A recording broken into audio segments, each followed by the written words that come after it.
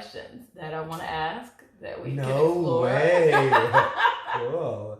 Yeah, that was a genuine surprise. I'm sure you had no idea. No idea.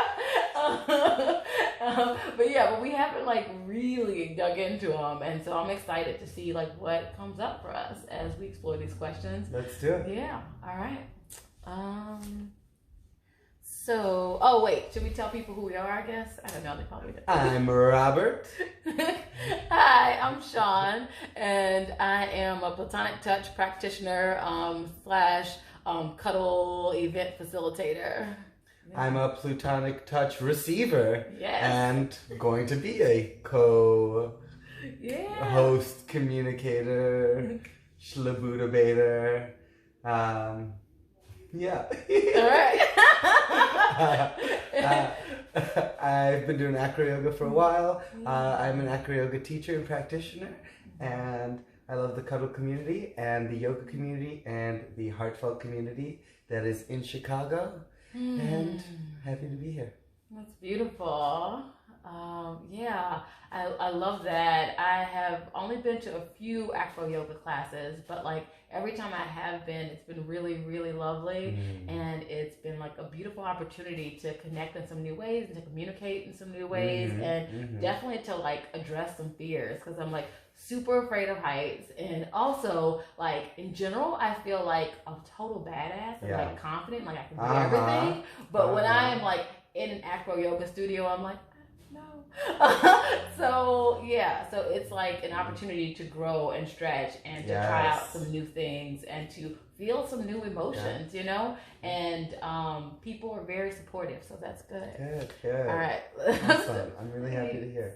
Yeah, it's a beautiful community, you know that. And it's so like young and budding in terms of like it's only been around like a few years, much like cuddling, and so it's like we get to create it, you know, we get to be a big part of like what the culture is. We are the creators. Yes.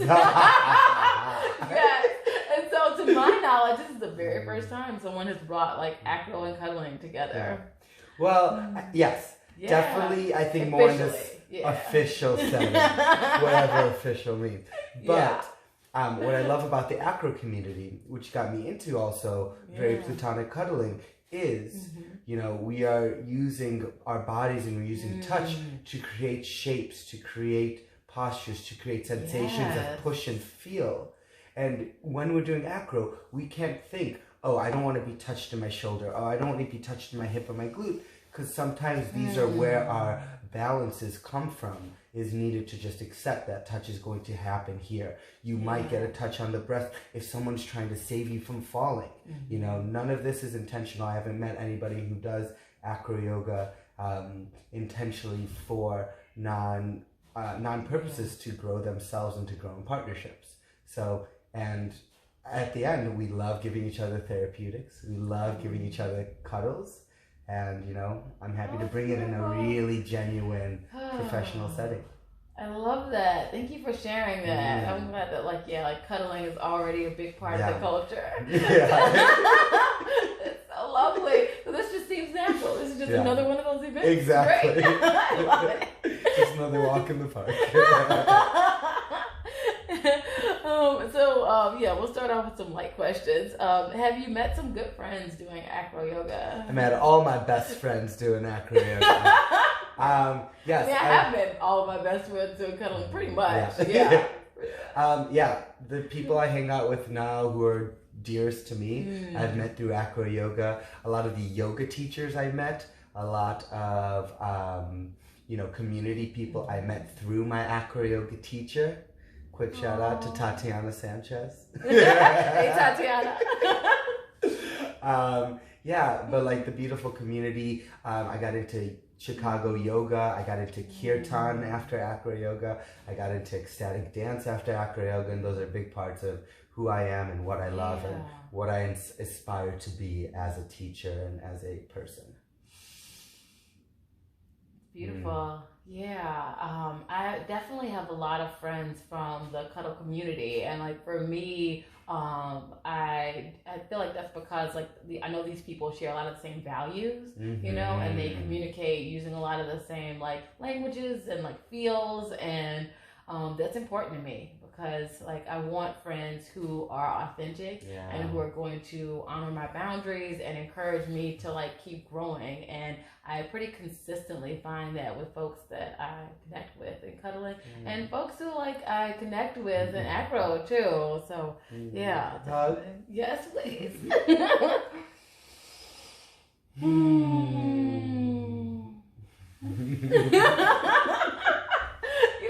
This already is like the best video ever because whenever I record videos by myself, I never get hugs. You can turn around and give yourself a little cell phone. Right? It's not as the same. It's true. It's true. Powerful. You're like, you got the powerful hugs. I like it. So number 2. This is what happens when there's 2 Leos in the room. It's true. Sorry, but also not sorry. I don't know. When people ask you about an event, what are they generally most afraid of? Thinking that they're at a certain level. Sometimes the fear of needing a partnership comes there. Sometimes the fear of not being able to, especially when it comes to new beginners, unexperienced. When I first did AcroYoga, my friend tricked me. She's like, just come to this yoga event. I had no conception, no idea what is happening.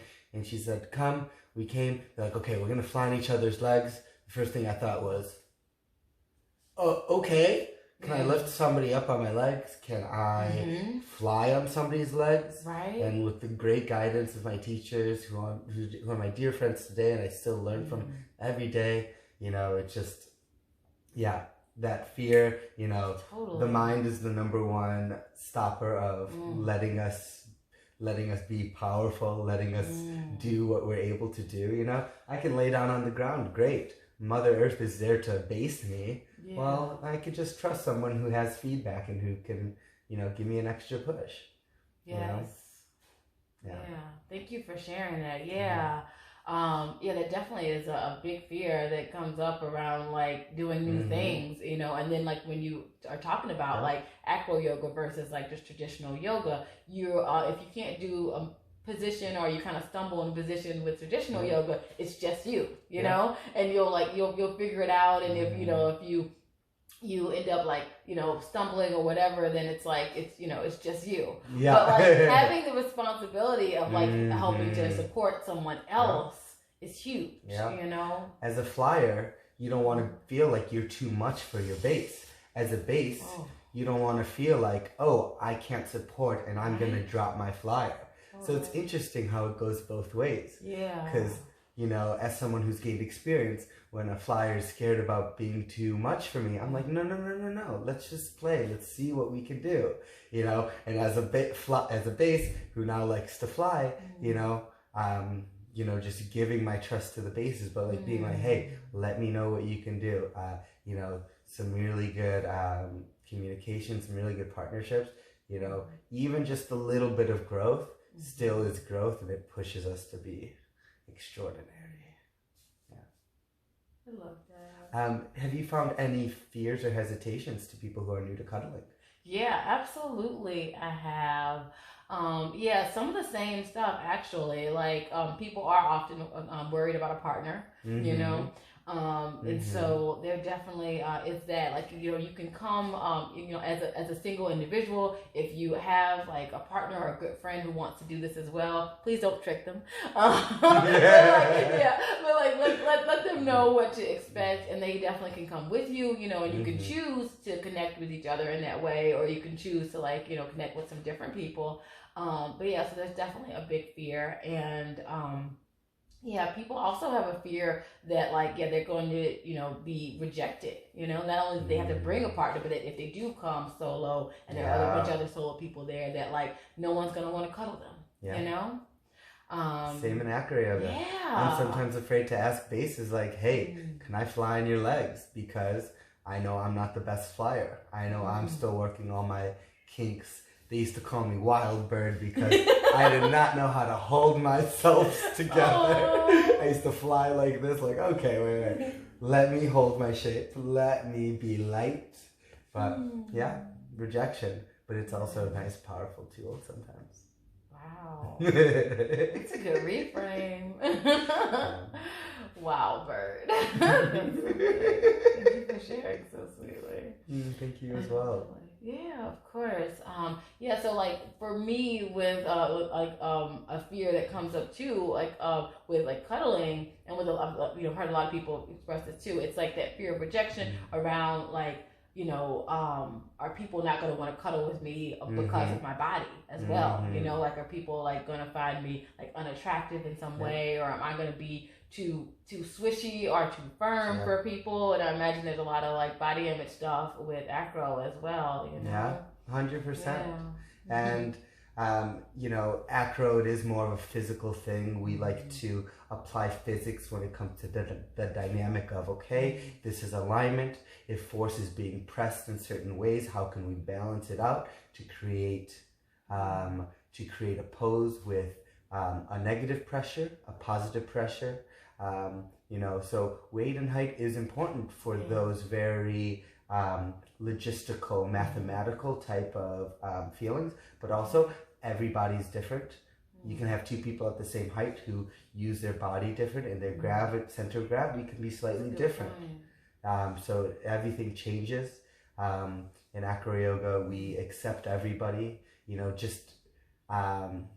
This was a question I thought about later, but since it's coming up now, one of the goals of AcroYoga is, at least for me, is to get that childlike feeling to be brought out into us. Just being held by somebody and not holding yourself is such a powerful, that word again,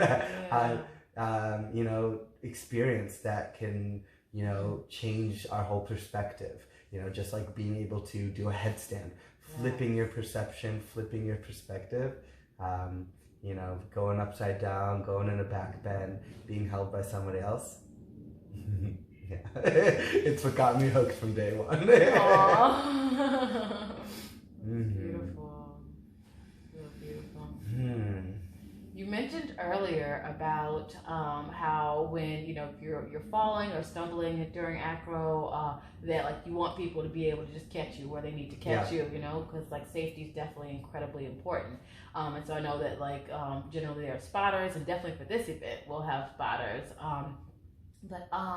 Like, what are there ways that people can communicate certain boundaries or certain areas that they want to not be touched? Like, how can that be communicated? 100%. Best communication is say how you're feeling right away off the bat. Let your partnership know. If your energy level isn't at 100, tell them where it is. When I'm basing, if I feel that my muscles are getting fatigued or just there's some misalignment that, okay, we're holding it, but I'm not comfortable, I will say, okay, 10 seconds until I go down. And 9, 8. So I give the timing of, if you can get down before I count down, great. That makes it better. Sometimes I forget to say like, I will go down, or like, sometimes people interpret it as go feet on the ground in 10, 9, gotcha. Which is okay because it's hitting my limit. It's not passing it, but still, I like to sometimes communicate that. One of my great teachers, who I'm currently working on an intensive with right now, or an immersion as we call it, he said something to me about a month ago that was really important in one of his classes. Down and no are full sentences. If you're not comfortable with something, please say so. If you're ready to come down, you need to recuperate, please say so. We're not doing any high level stuff here. We're not doing any intermediate. We're just learning to pick each other up, and we're gonna try to minimize any type of risks here. Just what is it like to pick somebody up? What is it like to be held? You can I can jump, I can give you a hug, wrap my legs around you. We can call that AcroYoga. Get as creative as you want. It doesn't have to be that Instagram pretty, look at me, I'm going to be an acrobat. So beautiful. Please. And if like people do have like certain areas that they don't want to be touched, then like is there some way to communicate around that or some like sometimes if I'm feeling injured, I'd be like, okay, maybe I don't want to use this muscle, or I know some people who get with tattoos who are like, hey, just don't touch me there or here. Gotcha. Just work on the poses that work around it. So that's it. The most basic poses, we will use the hip bones in front, maybe around the sacrum and back. Not necessarily the glutes, not really on the spine itself. But sometimes the shoulders are involved near the neck. That can be uncomfortable, especially if there's trauma relating to neck injuries or anything of different sorts. So some good communication. There's AcroYoga is an abundant field with many different possibilities. There's a lot of poses where you can just be on your feet connecting hands. The flyers on my thighs, or I'm holding the flyer's feet in my hands and their hands are on my feet just to balance themselves out. So there's a lot of possibilities to make us feel like we are being held and we're flying, and just give us that new perception of pushing our comfort zones. Beautiful. Thank you. I appreciate you answering pretty much the same question. Because it's like, but I did lose it. I did lose it the first time.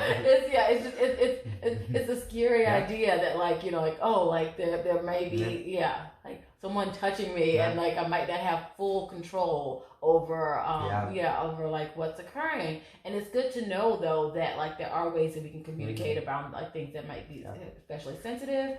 And also that, you will know going in which positions we're trying out. And so people will kind of have an idea of what might work. Something I experienced in some of my first cuddle experiences. My first one was actually here years ago. That's right. National Cuddle Up Day, January 6th every year. Every year. I remember my fear was, what are my intentions? Like, I'm not in this community. I haven't been part of this event. So how are my subtleties of, is my eye gazing? Is that doing something to somebody? The way I asked, or the way I maybe pronounced something or said something, I can be very silly and facetious at times. So how did that come across to somebody? Was it good across the board, or this and that? And in AcroYoga, same thing. Going back to the question of what are people most afraid of? Sometimes it's trusting themselves. As you said, you won't have control. If you are flying, if you prepare to fly, you need to trust completely in your other person. The same teacher who told me the sentences of no and down. Both people need to give 100%, Yes, we might meet each other 50-50, but we need to be willing to give all of it, because that's how we create that communion, And we'll be doing a lot of warming up. We'll be doing a lot of different, maybe you'll get sweaty, depends on who you are.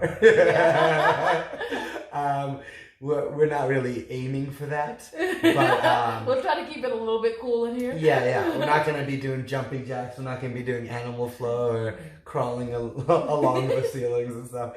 Animal flow. I'll ask you about that later. But just the small different exercises. What does it feel like to put somebody on your back with healthy spine, using the hips, not just using the back? How does it feel to pour weight? What does a trust fall feel like? Are we all ready for that? And if we're not, maybe that's where we stop for the day. And then we just cuddle and feel held. And that's okay. Because that's what we're doing here. Fantastic. I'm like, it's better than okay. As long as you're doing acro or cuddles, you're in the right place. That's so true. I love it. I love that there are lots of ways for people to engage and lots of options. It's beautiful. What else? Is acro intimate? It can be. Yeah. It can be very intimate. You're opening up to somebody, you're giving them their trust, but I think it's also how you define intimacy. A lot of people define intimacy as romantic or sexual. I would say only if that is your intention, or if that is the partnership going into acro, it can be more. When it comes to intimacy and being able to be vulnerable, to be transparent, and to be able to grow and work somebody. Because all the partnerships we have, whether it's cuddling, romantic, business, you know, I always tell people, like, the lessons you learned here in class and communication and trust, you know, if you can take it to the outside world, great. If it just stays here and for your future acro practice, that works just as well, you know? So, yeah. Absolutely. Good stuff. Good stuff. Yeah, definitely. A lot of people consider cuddling to be a very intimate thing, and it can be for sure too. Like, I mean, I feel like, honestly, like, even like the way that we are right now, having this video, you know, like looking in each other's eyes, like being like, you know, like having our knees very close to each other and our toes touching, and like we have this point of contact. I don't know if people can see, but like this has been going on the whole time. We just started this unintentionally, and it just feels weird to let it go. Taking you home with me. It might not work long term, but no, that's okay. We'll figure it out. I appreciate the thought. We'll figure out the logistics later. Okay. But yeah, so like there are lots of things that can be like really sweet and really intimate that are not about sex, that are not about romance, you know, but they just simply are about like connecting with another human being on this planet. And like, while cuddling is something that for a lot of people they like primarily do when like snuggled up with like a partner, like at the movies or like in bed, like, you know, like before and after sex, like obviously it can exist outside of that. And I think it's really, really beautiful when we can tap in all of what is into what is possible, you know, with cuddling, and we can like unlock, as you used earlier, like so many more things. You know, like how nice would it be if we didn't have to just cuddle, you know, on Friday night when we had a date, but like we could, you know, we could cuddle like throughout the week, you know, and with different friends and different people. Maybe for 10 minutes of the day, you just want to be held. Great. Do it. If everybody in the world cuddled, oh my God. There'd be mattresses in every room of every business. Right? Like, I have a mattress in my living room that, like, it lives in my living room, and people think that's the weirdest shit. But a lot of people are super into it too, and like, I would love it if like every living room everywhere had a mattress, and there was an invitation, kind of subtly, to cuddle and connect with your friend, and if they're into that, you know. How are you feeling? The ground or the mattress? Yeah. No intentions anywhere. That's no, funny. It's a beautiful thing. It's wonderful. Yeah, it's nice when we can find different ways of being intimate in a platonic setting. So yeah, I love it. Love it. All right. What else do I have on here? How has doing acro or teaching acro improved your communication skills? Oh gosh, 0 to 100. Whoa, I doubt you were ever at 0. Okay. Well, when I was younger, I did about 10 to 12 years of martial arts, and about halfway through, I was doing a lot of teaching. So I would go to school, middle and early high school especially.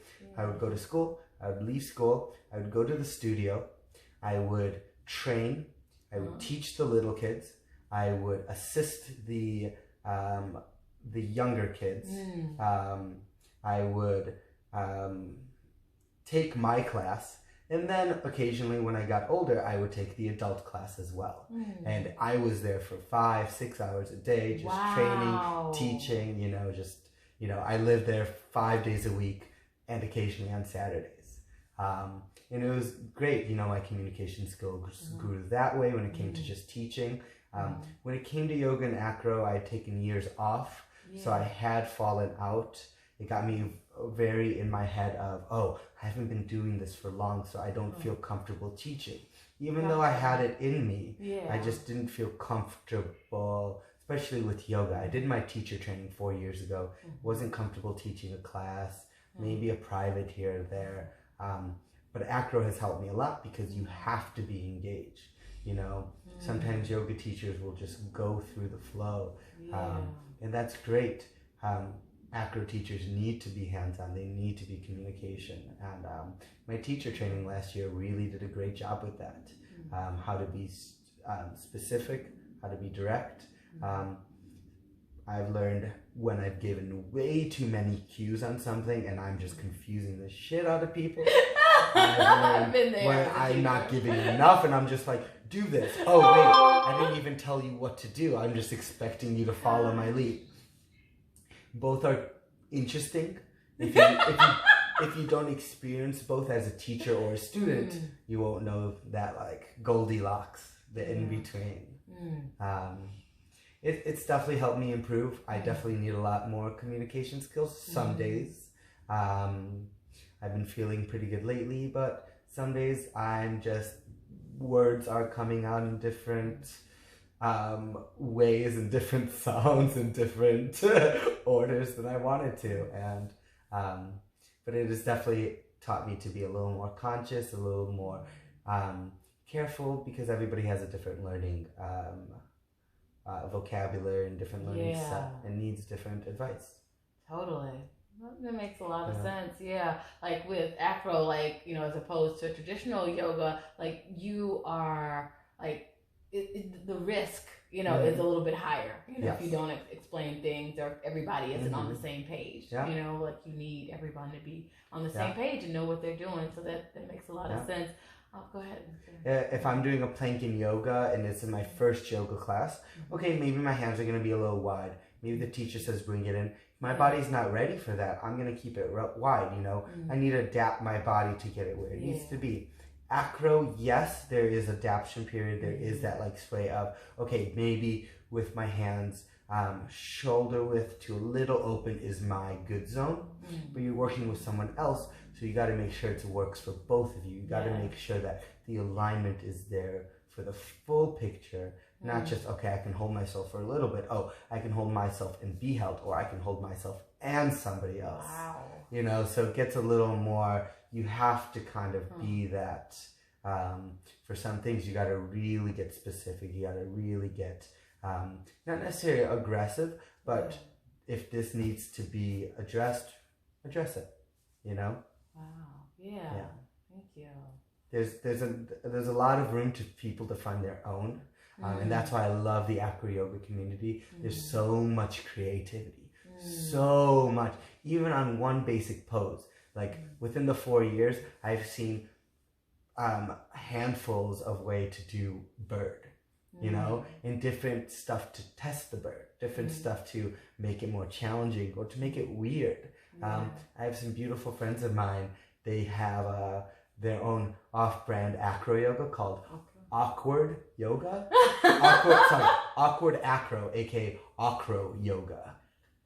Yeah, and it's meant to be acro. That does, you know, it works. It's fun. It's silly. It looks super awkward, and it doesn't really look beautiful. But that's the beauty in it, is playing with that just makes you feel that much more childlike, that much more in tune with yourself, and having a good time, you know? Absolutely. I do now. Yeah, like definitely for me, being like a teacher and like even like cuddling has just changed the way that I communicate. And one of the things I remember from like my one of my first cuddle parties attending as a participant was the facilitator, Madeline Guinazzo, saying that no, I'm just lost it. I just had it. What did she say? she said if you feel like you're asking way too much, then you're doing it perfectly. You know, and so like with cuddling, oftentimes it's something where people just kind of jump in, they start hugging you, they start snuggling you, whatever. A friend may come in and start giving you a massage. But the invitation in that room was that we were communicating about everything, that every touch was discussed, that every movement, every shift was discussed, that as we were feeling the urge to naturally progress, you know, from the shoulder massage to the neck massage, that we were communicating about that. And so again, like if you're feel like you're asking way too much, then you're like doing it perfectly, because this is a community where that is appreciated and expected. You know? I remember like difference between one of your events and then a few of Tony Holmes' events. A good friend that's great. Was I remember one of those times, I think somebody asked like, hey, can we do like really detailed communication, you know, even if we got a open blinking consent, and even if that's said, let's still practice. And I remember like there, you know, one of the days was just super, just every detail, every little thing, like, oh, can I touch my hand on your right shoulder? Okay, I'm gonna move it just down to the bicep. Is that still okay? Beautiful. Good. You know, like, so it got me really like, interesting, you know? And then some of it is very, you know, freedom, do what you want. Nobody had that request. So, you know, maybe not everybody thought to be that way, but I still saw it happening, you know? So it's good to see like everybody's different needs and wants and ways of expressions that come out. Yes.